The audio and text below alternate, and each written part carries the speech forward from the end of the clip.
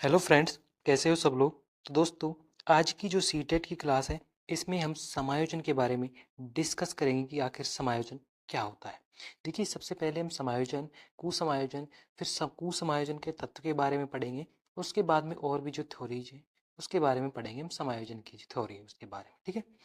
तो सबसे पहले फ्रेंड्स, समायोजन होता क्या है देख लीजिए। समायोजन, तो समायोजन जो शब्द है वो दो शब्दों से मिलकर के बना है। एक तो होता है सम, एक तो होता है सम और दूसरा होता है आयोजन। तो समायोजन जो है वो दो शब्दों से मिलकर के बना है, सम और आयोजन। जिसमें सम का अर्थ होता है अच्छी तरह से, और आयोजन जो शब्द बनता है उसका अर्थ होता है व्यवस्था या फिर व्यवस्थित रूप, ठीक है।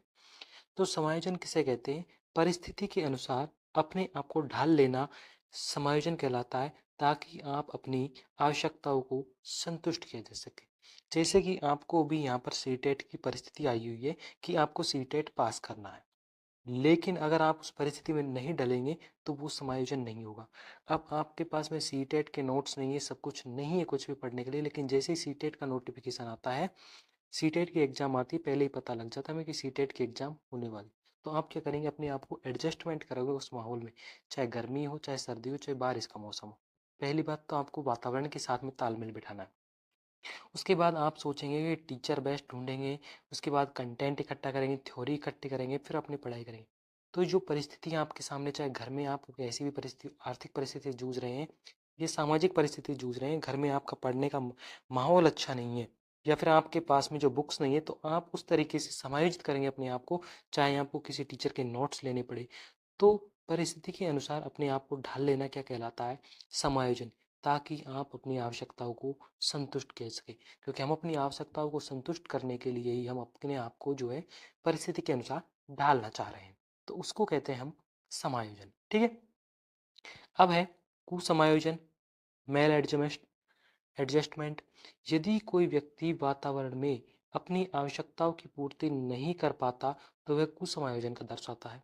जैसे कोई व्यक्ति है, अब मैंने आपको बताया कि अभी जो व्यक्ति सीटेट की जो नोटिफिकेशन आया, उसके बाद सीटेट की तैयारी करने लग गया, उसके पास जैसा भी कंटेंट है, थ्योरी है, उसने जैसी उससे बन पा रही थी, उसने उसने कुछ जितना एडजस्ट किया, उसे तो हमने समायोजन कहा। लेकिन अगर कोई व्यक्ति समायोजित नहीं कर पा रहा, मतलब कि कंटेंट नहीं ले पा रहा, नहीं वातावरण के साथ में अपने आप को एडजस्टमेंट नहीं कर पा रहा, तो उसको कहेंगे हम मेल एडजस्टमेंट, कुसमायोजन कहते हैं उसे। अब कुसमायोजन कैसे होता है, कुसमायोजन के लक्षण क्या होते हैं, वो आपको जरूरत नहीं है, लेकिन मैं थोड़ा सा आपको बता देता हूँ कि कुसमायोजन के कौन कौन से लक्षण हैं। तो पहली बात तो जो है, सिर को जो है अगर हम बार बार खुजालते हैं, जैसे कोई व्यक्ति बैठा हुआ है पढ़ते वक्त या फिर कोई भी कार्य करते वक्त बार बार सिर खुजाल रहा है, सिर में खुजली हो रही है, बार बार सिर को जो हाथ से खुजाल रहा है, तो उसको जो है कुसमायोजन हो रहा है। चाहे पढ़ाई से हो, चाहे किसी भी चीज से हो, कुसमायोजित व्यक्ति का पहला लक्षण हो गया, ठीक है। दूसरा लक्षण है कि उस व्यक्ति को जो है बार बार नाखून चबाता है। जैसे बहुत से व्यक्ति जो अपने मुंह में हाथ नाखून लेके बैठ जाते हैं, या फिर कोई पेन वेन है पढ़ रहा है तो पेन को लेके मुंह में बैठ जाता है, तो क्या होता है, वो कुसमायोजित है। उस वक्त उसका या तो कहीं ध्यान भटका हुआ है, चाहे पढ़ाई से बैठा हुआ है, लेकिन उसका ध्यान भटका हुआ है, कुसमायोजित हो गया। इस वजह से वो या तो मुंह में अपने नाखून को चबाएगा, या फिर जो है पेन होगा उसके हाथ में तो पेन को लेगा मुंह में, ठीक है। तीसरा है, कोई व्यक्ति अगर बैठा हुआ है और अगर बैठे बैठे पे पैर हिला रहा है, तो पैर हिला रहा है ना, तो भी वो कुसमायोजित है, उसका ध्यान भटक रहा है, या फिर हाइपर एक्टिव हो रहा है वो ज्यादा ही, तो भी क्या होता है, कुसमायोजन का लक्षण है, ठीक है। अब बात करते हैं हम कुसमायोजन के तत्व कौन कौन से हैं। तो कुसमायोजन के तत्व की बात करते हैं, तो कुसमायोजन के 5 तत्व होते हैं। तो सबसे पहले आता तनाव। तनाव कब आता है व्यक्ति में, देखिए, जब व्यक्ति के अंदर जब व्यक्ति वातावरण और मांग के अनुरूप कार्य नहीं कर पाता, तो तनाव में आ जाता है। जैसे कि अभी आप सीटेट की तैयारी कर रहे हैं, ठीक है। अब आप सीटेट की तैयारी कर रहे हैं, तो आप अपने आप को, सीटेट की आपको तैयारी करनी है, तो आप क्या करेंगे, सीटेट के नोटिफिकेशन आने से पहले ही अपने आप को सीटेट की तैयारी में लगा देंगे। लेकिन कुछ ऐसे लोग भी होते हैं जो वेट करते हैं, यार सीटेट का नोटिफिकेशन आएगा उसके बाद तैयारी करें। जैसे ही सीटेट का नोटिफिकेशन आता है, उसके 1 महीने या 1.5 महीने के बाद ही एग्जाम हो जाती। तो अब जो व्यक्ति पहले से तैयारी कर रहा था वो तो सफल हो जाएगा, आराम से, क्योंकि सीटेट क्रैक कर लेगा वो तो। लेकिन जो नोटिफिकेशन आने के बाद तैयारी शुरू की थी तो वो असफल हो जाएगा, और असफल होने पर जो क्या करेगा वो तनाव में आ जाएगा, फिर इसको स्ट्रेस हो गई, यार मैंने तैयारी नहीं की पहले से, नहीं तो मैं पास हो जाता। तो वातावरण और मांग के अनुरूप कार्य नहीं कर पाता, मतलब समय के अनुसार पहले कार्य नहीं कर पाता वो, और उसे तनाव में आ जाता है। ठीक है। दूसरा है द्वेष, चिंता, हेट्रेड, जिसे हम वरी कहते हैं। जब कोई व्यक्ति वातावरण और परिस्थिति के अनुसार अपने आप को बदल नहीं पाता तो उसमें द्वेष, चिंता आ जाती है। अब जैसे कि कोई व्यक्ति है, वो पहले से अगर किसी कार्य को परिस्थिति के अनुसार अपने आप को ढाल ले, उस परिस्थिति के अनुसार बदल जाता है, तो वो कार्य उसका हो जाता है, तो उसमें द्वेष और चिंता की जागृत नहीं होती। लेकिन वही परिस्थिति के अनुसार नहीं डाल पाता तो उसमें द्वेष और चिंता की भावना आ जाती है। ठीक है। अगला है कंप्रेंशन, दबाव। दबाव का मतलब होता है जब कोई व्यक्ति है वो अपनी दंड, पुरस्कार, प्रशंसा या सम्मान के लिए, कोई व्यक्ति अगर किसी कार्य को करने के लिए तत्पर होता है तो वह दबाव में आ जाता है। जैसे कि अभी आपसे कहा जाए, बेटा बाहर वो आदमी नौकरी लग गया सीटेट पास करके, तू भी सीटेट पास कर और तेरी भी जिससे नौकरी लग जाएगी। तो हम क्या करेंगे, उसकी ये बात सुन करके हम किस में दबाव में आ गए कि यार उसकी प्रशंसा हो रही है तो हमारी भी प्रशंसा होगी, तो हम उस दबाव में आकर के जिस कार्य के लिए तत्पर होते हैं, तो हम सीटेट के लिए तत्पर हो गए तो उससे दबाव कहा जाता है। ठीक है, क्योंकि दबाव में आए हैं हम। ठीक है। अगला है कुंठा, फ्रस्ट्रेशन। इसको भगनासा भी कहते हैं। भगनासा या कुंठा क्या होती है, किसी भी इच्छा में बाधा आने से उम्मीद खत्म हो जाना कुंठा कहलाती है। जैसे कि एक व्यक्ति है, अब उस व्यक्ति को क्या करना है, अपनी तो परिस्थिति के अनुसार अपने को आगे बढ़ना है, लेकिन उसमें बाधा आ गई उसके किसी कार्य में। जब बाधा आ जाती है किसी के व्यक्ति के कार्य में, अब आप सीटेट की तैयारी कर रहे हैं और आपकी सीटेट की तैयारी में अगर आपके पास सामने बाधा आ जाती है तो आप क्या हो जाएंगे, कुंठे में, उसको उम्मीद खत्म हो जाती है, बाधा आ जाती है तो यार उसकी उम्मीद एक तरीके से खत्म हो जाती है, उसकी उम्मीद वहीं पे रुक जाती है, तो उसे कहते हैं हम कुंठा या फिर बाधा आना कहते हैं। ठीक है। अगला है द्वंद्व, इस कॉन्फ्लिक्ट। इस द्वंद्व को हम संघर्ष भी कहते हैं। जब एक ही समय में दो शक्तियां जागृत हो जाती हैं तब व्यक्ति के अंदर द्वंद्व उत्पन्न हो जाता है। दो शक्तियां कैसे आ जाती हैं, देखिए, एक व्यक्ति की जो है दो समान परिस्थिति हो सकती है और दो विपरीत भी हो सकती है एक दूसरे की। अब अगर समान परिस्थिति आ जाती है, जैसे कि एक व्यक्ति की एक साथ दो नौकरियों में चयन हो गया, जैसे कि, ठीक है, दो नौकरियों में चयन हो गया तो दो शक्तियां जागृत हो जाती हैं। तो व्यक्ति के अंदर द्वंद्व ये चलता है कि ये नौकरी करूं या फिर ये नौकरी करूं या फिर ये नौकरी करूं। ठीक है। एक होता है दोनों ही नेगेटिव, नेगेटिव वाली परिस्थितियां, जैसे कि नौकरी तो लगी दोनों, लेकिन जो उस व्यक्ति को पसंद ही ना हो। अब जैसे कि आप सीटेट की तैयारी कर रहे हैं और आप टीचर की तैयारी कर रहे हैं, लेकिन मान लीजिए आपने रेलवे ग्रुप डी का फॉर्म भी भर दिया और आपने वन विभाग का भी फॉर्म भर दिया और वो आपको पसंद नहीं है, बस आपने सीधा वैसे फॉर्म भर दिया और आपका चयन उन दोनों नौकरियों में हो गया। अब आपको पसंद नहीं है, दोनों नेगेटिव नेगेटिव है, लेकिन आप सोच रहे हैं कि एक तरफ कुआ एक तरफ खाई, कौन सी नौकरी करूं। इसी तरीके से अगर एक पॉजिटिव हो और एक नेगेटिव हो, एक दूसरे की विपरीत परिस्थिति उत्पन्न हो जाए तो भी द्वंद्व उत्पन्न होता है, संघर्ष उत्पन्न होता है। जैसे कि व्यक्ति का चयन तो हो गया नौकरी में, लेकिन रेगिस्तानी इलाके में हो जाए, मान लीजिए नौकरी तो कैसी हो गई पॉजिटिव उसके लिए, लेकिन रेगिस्तानी इलाका क्या हो गया नेगेटिव, क्योंकि उसकी नौकरी तो लगी लेकिन रेगिस्तानी इलाके में लगी, तो भी उसके मन में द्वंद्व चलेगा, संघर्ष उत्पन्न होगा। ठीक है। तो ये होते हैं 5 कुसमायोजन के तत्व होते हैं। अब कुसमायोजन के तत्व ये हो गए, तो इन कुसमायोजन को संरक्षित करने की विधियां कौन कौन सी हैं, तो इनको सुरक्षित सुरक्षा युक्तियां आती हैं इनकी। तो सुरक्षा युक्तियां, डिफेंस मैकेनिज्म कौन कौन सी, ऐसी युक्तियां होती है जिसमें व्यक्ति विशेष परिस्थिति में अपनी चिंता और कमियों से मुक्ति पाने के लिए एक स्थायी कवच को साधन के रूप में इस्तेमाल करता है। मतलब कि उन विधियों की सहायता से हम जो है समस्या का समाधान कर पाते हैं, तो उन्हें हम क्या कहते हैं, डिफेंस मैकेनिज्म कहते हैं। हम समायोजन करने के लिए व्यक्ति जिन रक्षात्मक युक्त सहारा लेता है वे दो प्रकार की होती हैं, एक प्रत्यक्ष विधि होती है और दूसरी अप्रत्यक्ष विधि होती है। तो हम दोनों विधियों के बारे में बात करेंगे। तो पहले हम प्रत्यक्ष विधियों के बारे में डिस्कस करते हैं। प्रत्यक्ष विधि कौन कौन सी? देखिए, प्रत्यक्ष विधि मैं बता देता हूँ आपको। प्रत्यक्ष विधि बहुत कम पूछी जाती है, ज़्यादातर अप्रत्यक्ष विधि पूछी जाती है। लेकिन फिर भी हम एक बार जो है प्रत्यक्ष विधि देख लेते हैं कि तनाव को कम करने के वे उपाय जिन्हें व्यक्ति चेतन रूप में अपनाना, चेतन अवस्था में रह करके अपनाएगा, उन्हें हम प्रत्यक्ष विधि कहते हैं। चेतन अवस्था, जैसे भी मैंने सिगमंड फ्रायड पढ़ाया था पिछला टॉपिक, तो उसमें मैंने बताया था कि चेतन मन, अचेतन मन और अर्धचेतन मन के 3 भाग बताए थे। तो चेतन मन से जो समस्या का समाधान करेंगे, हम जो उपाय यूज करेंगे, उन्हें हम प्रत्यक्ष विधि के द्वारा करेंगे। और अप्रत्यक्ष विधि इनडायरेक्ट मेथड वे होते हैं जो तनाव को कम करने के अप्रत्यक्ष उपाय जिन्हें व्यक्ति अचेतन रूप से अपनाता है, उन्हें हम क्या कहते हैं? इनडायरेक्ट मेथड के थ्रू यूज करेंगे। तो डायरेक्ट मेथड में एक तो आती है बाधा उन्मूलन। बाधा उन्मूलन क्या होती है?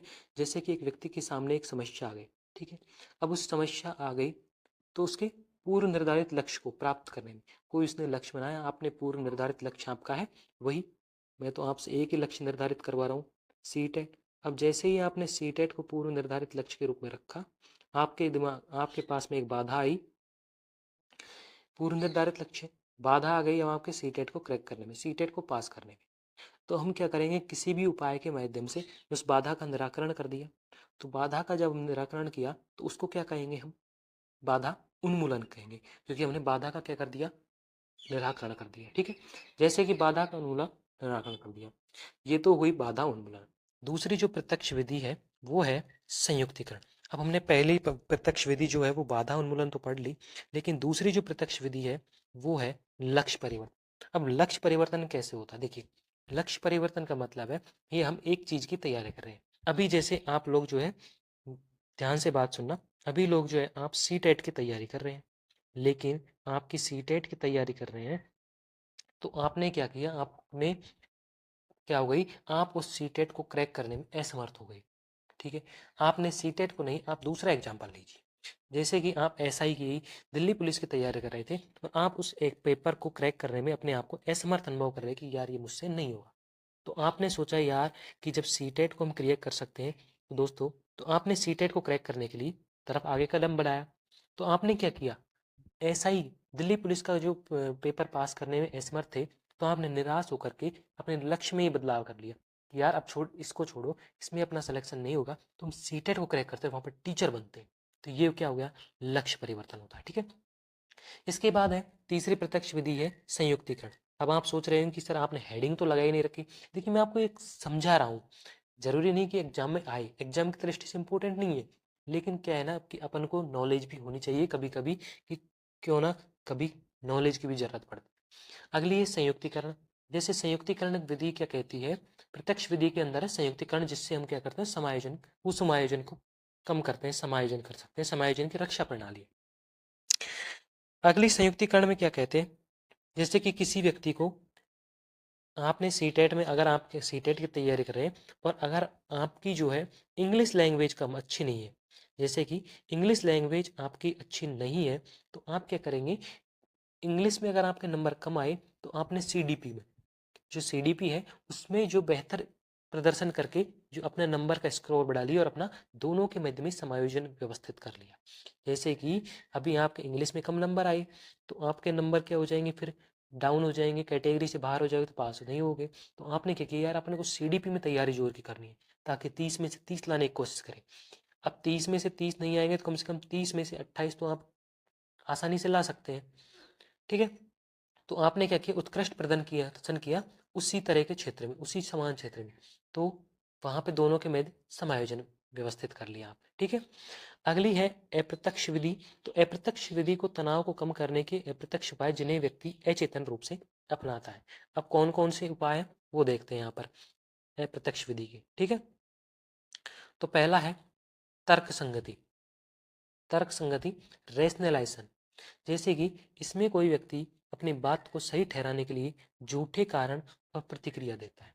जैसे कि पेपर पास ना होने पर अध्यापक को दोष देना।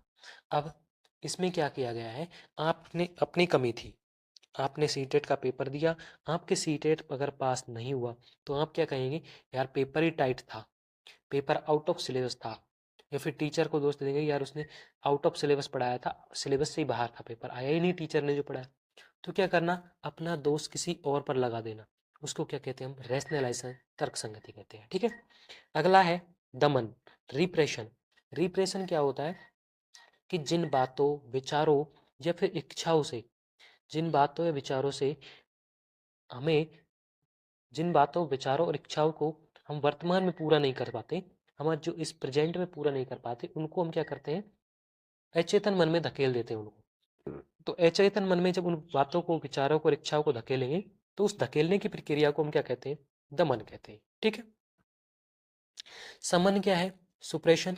समन क्या कहता है कि जब व्यक्ति की कोई बात हो, उसके कोई विचार हो, कोई इच्छा हो, उनको जो है हम पूरा नहीं कर पाते, तो उनको जो हम पूरा नहीं कर पाते और उनसे हमें तनाव होता है, स्ट्रेस होता है, तो हम उनको क्या करते हैं? तुरंत के तुरंत वर्तमान में उन्हें चेतन मन में फोर्सफुली उन्हें इच्छाओं को भुला दिया जाता है। तो जब तुरंत के तुरंत चेतन मन में बुलाते हैं तो उसे हम समन कहते हैं, और अचेतन मन में धकेलेंगे तो उसे हम दमन कहते हैं। ठीक है। अगली है क्षतिपूर्ति, कंपेंसेशन। क्षतिपूर्ति में क्या होता है कि एक क्षेत्र में हुई कमी को या असफलता को दूसरे क्षेत्र में पूरा करता है। जैसे कि आपकी एक क्षेत्र में कमी है, जैसे कि एक लड़की है, उसकी लंबाई क्या है? कम है। लंबाई कम है तो उसने ऊंची एड़ी वाली सैंडल पहनना शुरू कर दिया। तो ऊंची एड़ी वाली सैंडल पहनना शुरू किया तो उसकी क्या हो गई? लंबाई के साथ उसने समायोजित कर लिया। तो इसको क्या कहेंगे हम? प्रत्यक्ष क्षतिपूर्ति कहेंगे। प्रत्यक्ष रूप से उसने क्षतिपूर्ति की है। इसके बाद अगर कोई व्यक्ति दिव्यांग है, लंगड़ा है, तो अब वो दौड़ प्रतियोगिता में तो भाग नहीं ले सकता, लेकिन वो भाषण प्रतियोगिता में भाग लेकर के अपने आप के साथ में समायोजन करता है और शारीरिक जो रूप से विकलांग है उसके साथ में समायोजन कर लेता है। ठीक है। तो ये होता है क्षतिपूर्ति, एक क्षेत्र में हुई कमी को, असफलता को दूसरे क्षेत्र से पूरा कर लेता है। ठीक है। अगला है आत्मीकरण। आत्मीकरण क्या होता है? देखिए, आत्मीकरण या तादात्मीकरण क्या होता है? आइडेंटिफिकेशन। इसमें व्यक्ति किसी दूसरे व्यक्ति के व्यक्ति से प्रभावित होकर खुद को उसके व्यक्तित्व में ढालने का प्रयास करता है। खुद को उसके व्यक्तित्व में कैसे ढालता है? जैसे कि लड़के जो होते हैं वो क्या करते हैं? खुद को फिल्म का हीरो समझते हैं, और लड़कियां खुद को फिल्म का हीरोइन मान लेती हैं। तो खुद को क्या किया है इसमें? दूसरे के अस्तित्व से, खुद की पहचान को क्या करना है? दूसरे की पहचान से जोड़ करके बताया जाता है। जैसे कि अब कोई बच्चा है वो 10वीं में फेल हो गया, तो अपनी पहचान कैसे जोड़ेगा? 10वीं फेल सचिन तेंदुलकर। तो उसने क्या किया? अपनी पहचान एक बड़े व्यक्ति से जोड़ दी, एक प्रसिद्ध व्यक्ति, ख्याति प्राप्त व्यक्ति से जो अपनी पहचान को जोड़ता है, तो उसे हम आत्मीकरण या फिर तादात्मीकरण कहते हैं। ठीक है। इसके बाद है प्रतिस्थापन, डिस्प्लेसमेंट।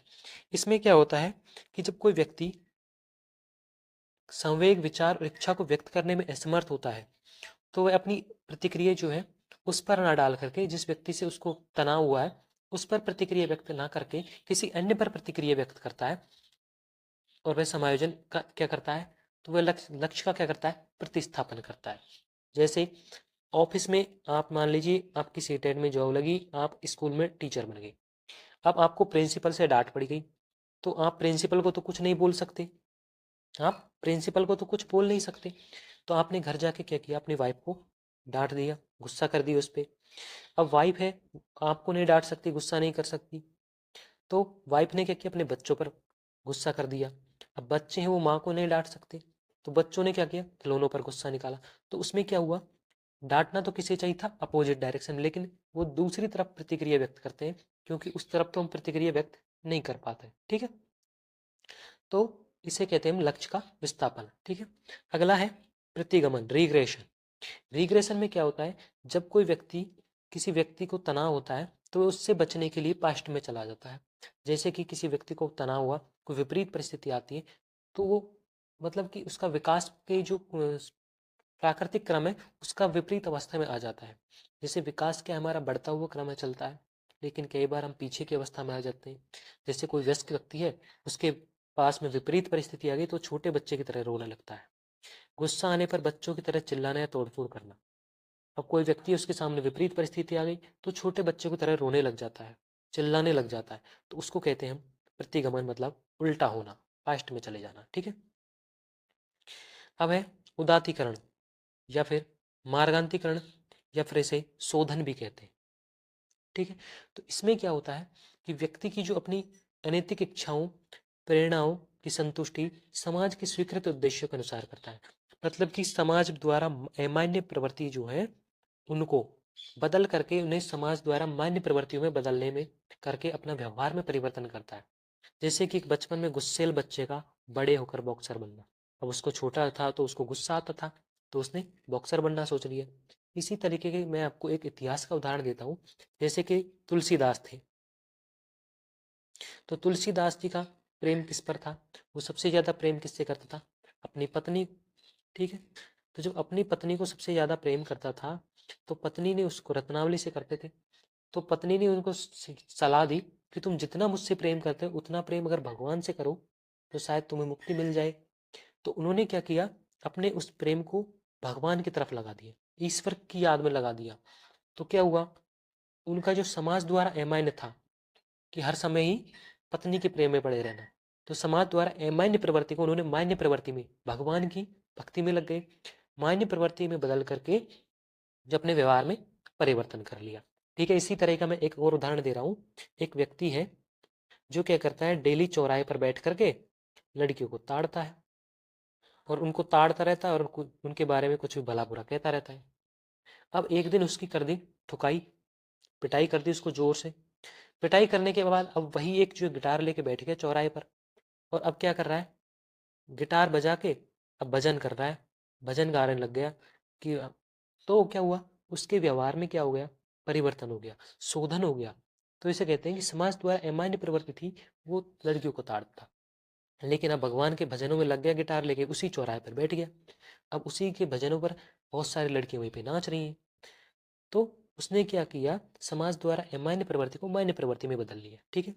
तो उसी को हम कहते हैं उदात्तीकरण, मार्गन या मार्गंतीकरण या फिर शोधन कहते हैं। ठीक है। तो फ्रेंड्स यहाँ पर जो हमारा समायोजन और कुसमायोजन का टॉपिक कंप्लीट हो चुका है। तो फ्रेंड्स वीडियो अच्छी लगी तो वीडियो को लाइक कर दीजिए, चैनल पर नए हो तो चैनल को सब्सक्राइब कर दीजिए। धन्यवाद।